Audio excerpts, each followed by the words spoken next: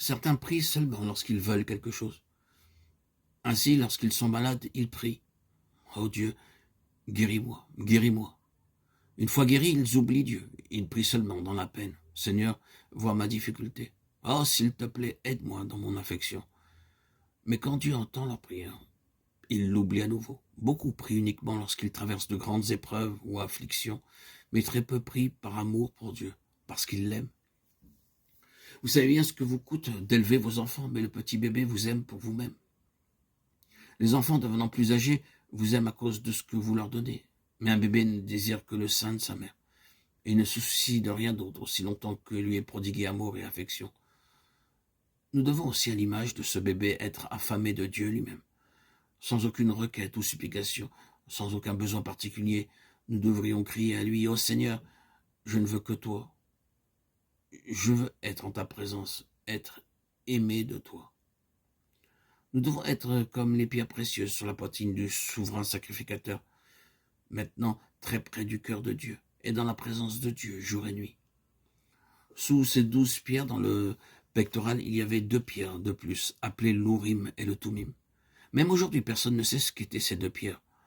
Leur nature est un mystère, un secret que Dieu ne nous a jamais révélé. Nous savons seulement qu'à l'aide de ces 2 pierres, le souverain sacrificateur pouvait découvrir la volonté de Dieu. Lorsque le peuple venait au souverain sacrificateur pour trouver le commandement de Dieu concernant n'importe quel sujet, il pouvait le faire à l'aide de ces 2 pierres. Dans le psaume 43, versets 3 et 4, il est possible de voir une allusion à ces 2 pierres. Elles peuvent être comparées à la lumière de Dieu et à la vérité de Dieu. Envoie ta lumière et ta vérité, elles me conduisent. Dieu a donné cela à chaque croyant. Tout comme le souverain sacrificateur avait ces 2 pierres, l'Urim et le Thummim, sur le pectoral. Ainsi, à votre nouvelle naissance, vous recevez dans votre cœur la lumière de Dieu et la vérité de Dieu. 2 Corinthiens 4, 4 et 6. Ceux qui n'ont pas la foi dans le Seigneur Jésus, semblables à l'aveugle qui ne voit pas, sont dans les ténèbres, le diable ayant aveuglé leurs yeux. Mais Dieu dit, pour ceux qui croient au Seigneur Jésus-Christ, que la lumière de Dieu révélée sur sa face brille en eux. Il dit par ailleurs que la parole de Christ habite en vous richement. Colossiens 3,16.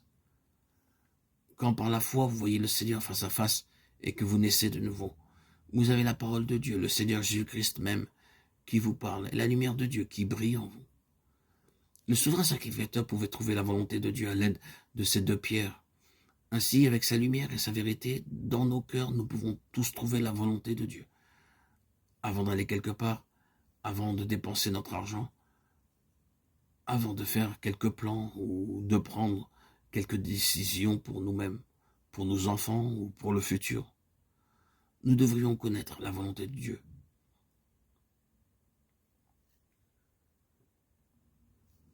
En cherchant la volonté de Dieu pour chaque chose, vous vous rapprocherez de plus en plus du cœur de Dieu. Ces pierres précieuses nous rappellent que le plan de Dieu pour son peuple est de l'amener très près de son cœur.